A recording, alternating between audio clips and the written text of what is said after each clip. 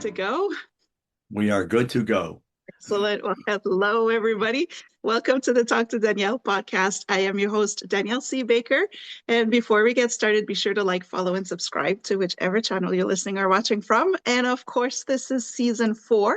So I do invite you to have a look at the 3 previous seasons. There may be some topics there that relate to your reality today. So you can have a look at it. Those episodes are timeless. So they're good anytime you need them.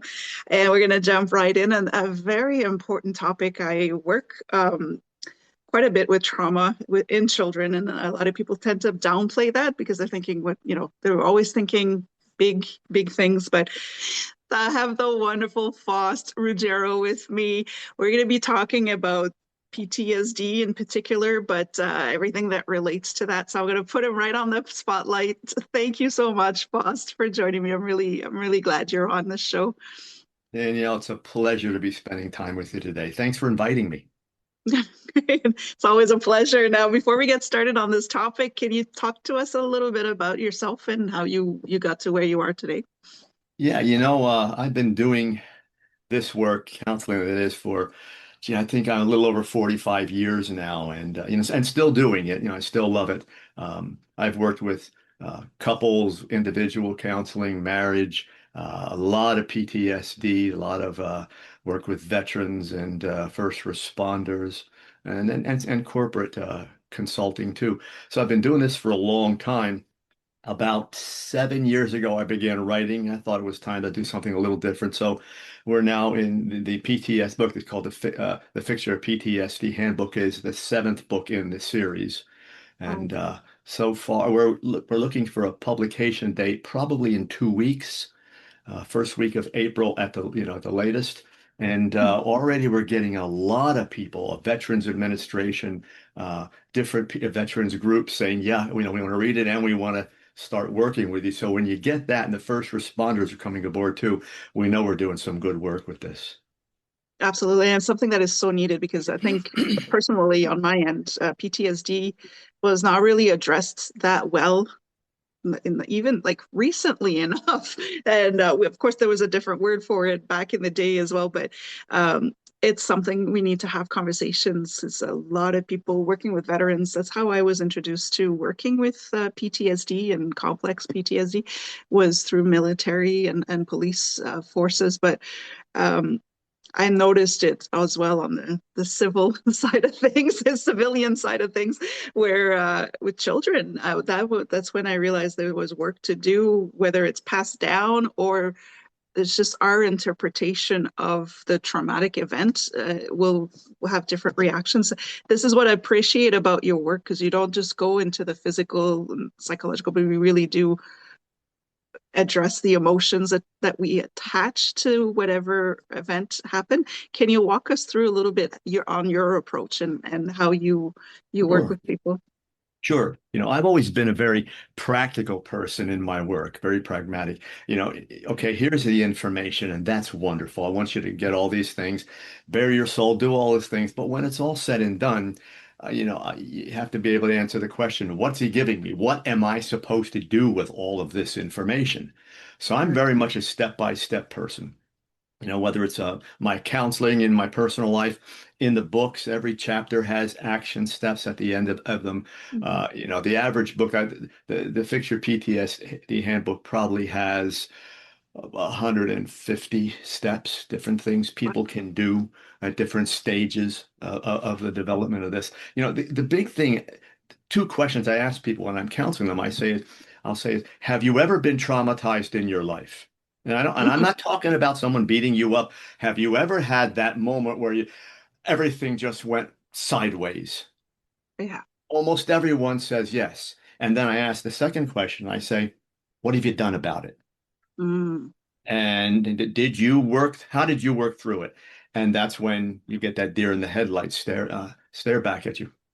Yeah. Almost everyone has been traumatized. We don't get through life without that. And then it's what we do with it. So the first thing, myth, if you will, I love to dispel is that this is not just about veterans and police and first responders.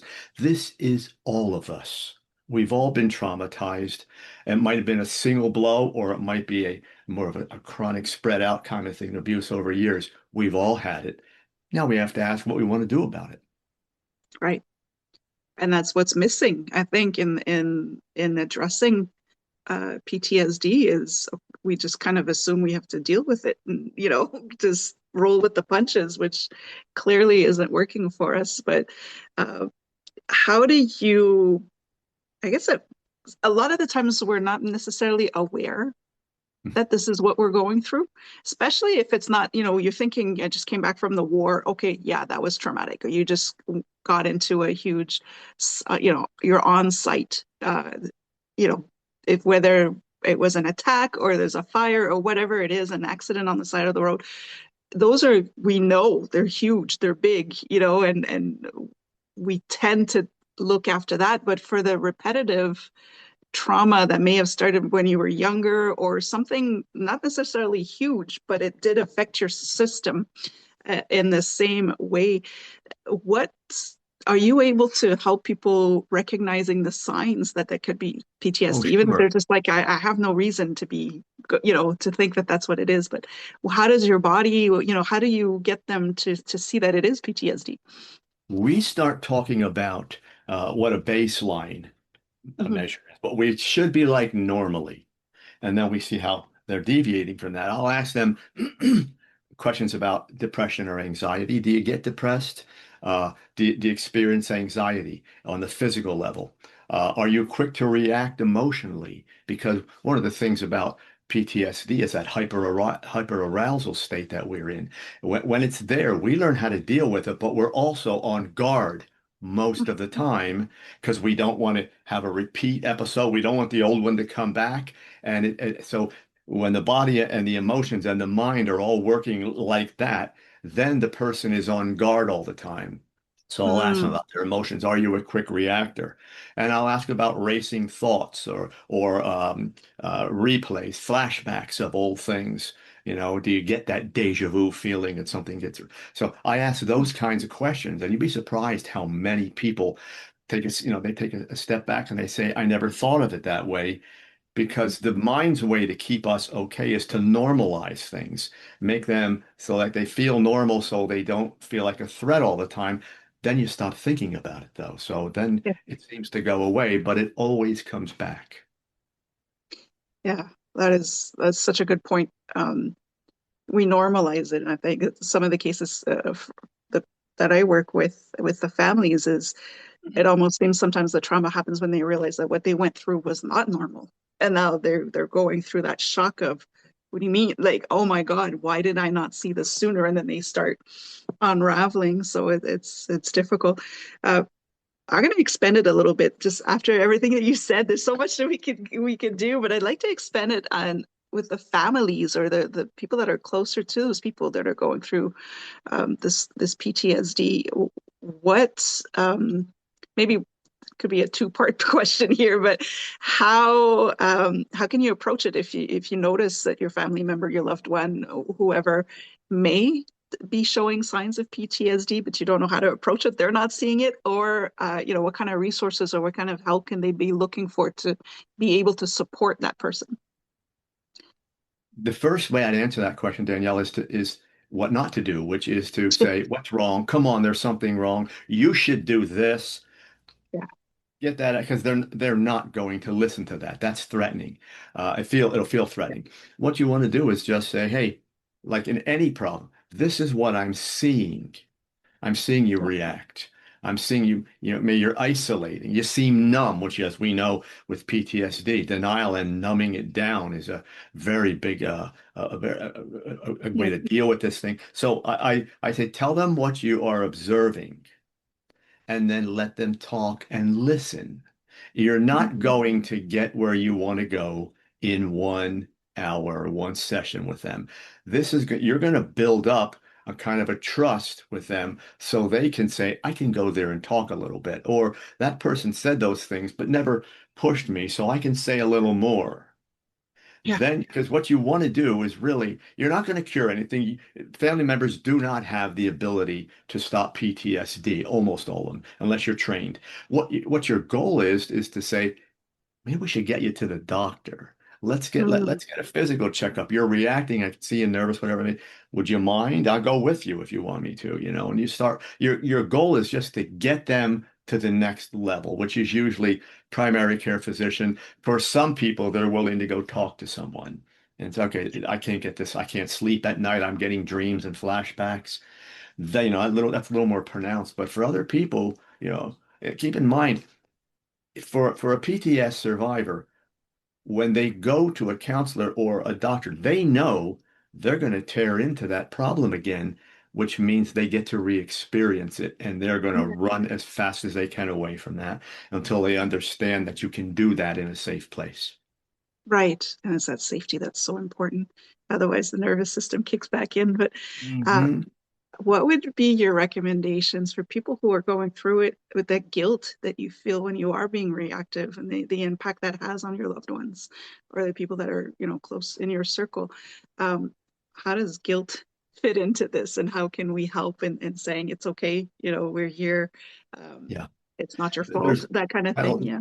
there's introductory guilt which is, okay, that happened. I could have done something differently. Right. I have I do a case study that runs four actually through five different chapters in the book. It's about a person who was in Iraq and two Yeah. deployments and lost his men on two different occasions and came back with survivor's guilt and all those kinds of things. So the first is the question where you say, what could I have done different? My child, this happened to them. I should have been there, those kinds of things.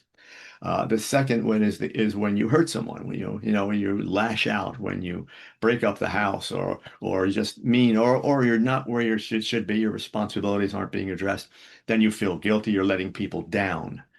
And again, I say the same thing to people. If those things are happening, it's not a reflection on who you are, it is a reflection on what you have. You know, Mm, if you broke your leg, you don't want to feel guilty because you can't go outside and mow the grass. You right. can't, someone else is going to help you. You have PTSD. You can't relate the way you'd like to in that loving, warm, safe fashion. So you want to get that condition addressed. Mm, That's all it is. It's not who you are. yeah. That is so important. I love that analogy. I never thought of it that way, but you're right. It's just would you feel guilty not mowing the lawn if you broke? Yeah, that's it's a good way to look at it. It takes that pressure off, I think, right? Sure. To It's a say, am I a condition you have which yeah, came from something you did not do. You didn't mm, go out and do something traumatic to yourself. And then, unless you're an addict or someone maybe who right, tried to commit suicide, you tried to hurt yourself. Other than that, something happened to you. yeah, That being the case, you're the victim. I do a whole chapter on victimization. PTSD causes people to feel like victims. It's like they're yeah. eating themselves up from the inside. So you feel like you're a victim all the time. Again, it's a condition you have, and the other thing is it's very, very treatable. Mhm. The advances we made in PTSD treatment are just phenomenal.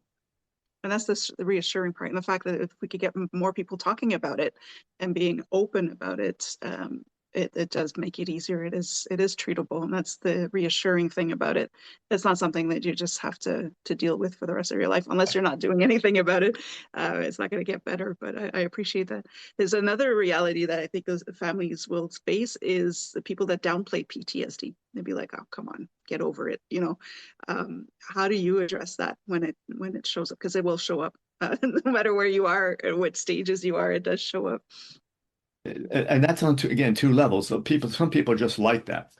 They Yeah. don't want to deal with it, so they're, come on, get over it. Or people who have been living with a person who have gone Mhm. through PTSD, and then now it's years down the road, and they're saying, "Please, will you just stop? Get over this thing already." Yeah. What I tell people is try to just push them, not even push them, gently nudge them to get to the doctor and get that story out. It's about getting the story out. That's Yeah. all this is. Once the story comes out, you can deal with it. But get over it. There's no such thing as just getting over PTSD. It doesn't work that way because it Yeah. grabs every part of you, intellectually, physically, emotionally, even spiritually. It comes in and grabs everything. So you're working, you have to work on so many levels when you're treating it. Yeah. It's so true. And it could be frustrating when you're being told, because again, it adds to that, well, what's wrong with me? Why can't I? That victim part, right? It's just to be able to block that out and to know that you need to reach out and get that You help. do. I tell It's people so hard. if you don't reach out, then where you are right now is where you'll stay. Yeah. But if you're willing to reach out and you want to get not just to a counselor who is qualified with PTSD. There's a difference. We get a lot of coaches and all those people out there who say, yes, I can treat it. No, unless you're trained. And I remember, you talk about veterans. My first experience with real PTSD was I've been doing first responder work and some work for police departments, and the veterans came over and said, "Yeah, you know, you want to help us with this?" And sure, the first person I had was a Vietnam veteran who was a Mm. POW in the jungles of Vietnam. And they would march them all day long, starve them at night. They would hang them upside down so they couldn't run. And this went on for, I think, 2 or 3 months. That was Wow. my introduction to PTSD. And I remember saying to myself, I think I'm overmatched because I don't have the information. So I really had to get back to the VA and say, all right, give me some of this stuff. And we did great work because he was willing to Yeah. open up and I was willing to listen. And I remember the first thing I said was, this isn't who you are. But yeah, but look at what I'm doing. I woke up last night and, screamed and, I ran to the closet and got my weapon, which of course wasn't loaded, which is great. Yeah. But that's what I'm doing. I'm terrifying my family. Still not you. It's what's happened to you. Yeah. So, you know, oh, that's so important to get through to people. If I can get through to that person, we can get through to most people. Again, but we have to be able to say, I have to become an expert in treating PTSD. I have to know everything about it. That is such an important thing. And to ask that question, if you are reaching out, it's already hard enough to reach out, but to make sure you are getting somebody who's experienced it, who's seen the levels. And I think there's so much to do there. And my experience, I had a personal one before I had a professional experience, but um, in the personal one, I was 17, 18, and there was a war vet next to me. He was in the infantry here, and I was just listening to Pink Floyd. I think it was Pink Floyd.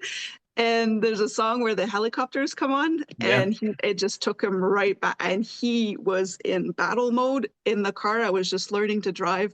So that was my initial experience of PTSD, and having to calm down to stop and have him calm down was terrifying. But the other one was in the debriefings as well. At the time, it was the approach of debriefing. There was just like, let's talk about what happened, and okay, it's done. But it wasn't done for that person. So it was, yeah, you do need to have that background to be able to address it when it does happen. You do, and you made a real good point there. He went into battle mode. What Mm. happens with PTSD, as I'm sure you know, is that fight or flight doesn't turn off. Yeah, That is such a huge, huge component.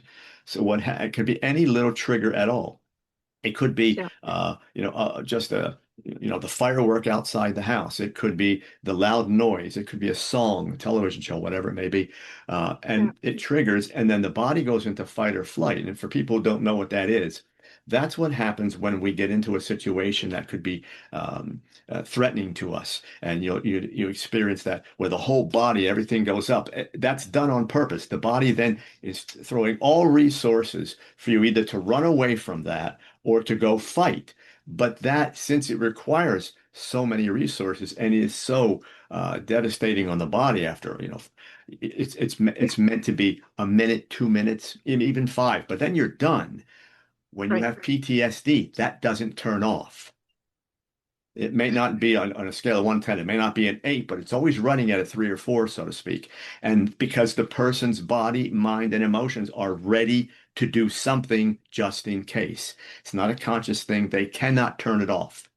It's a That's it. physical thing. That's really what it is. It's physical, and you can't turn the body off. And they'll say, I'm trying to think myself down. My body will not turn off because your body doesn't know how to get out of fight or flight, which is again another part of the program, something we teach them. That's right.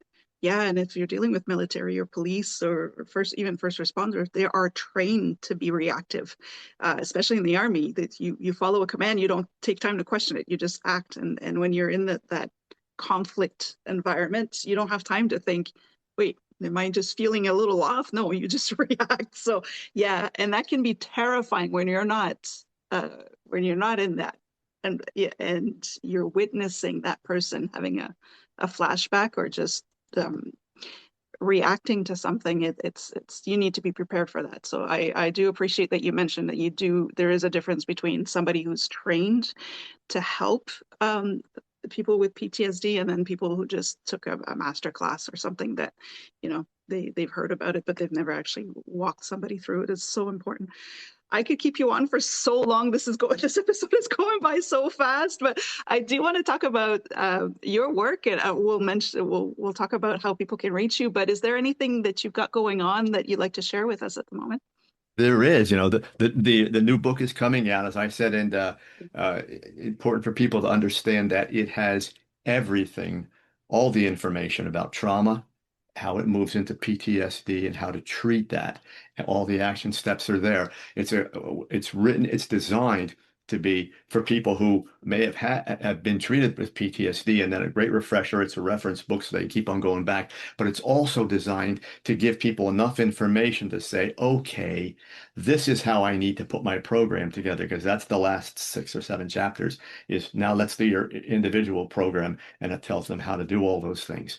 So again, that'll be out first a couple weeks of April.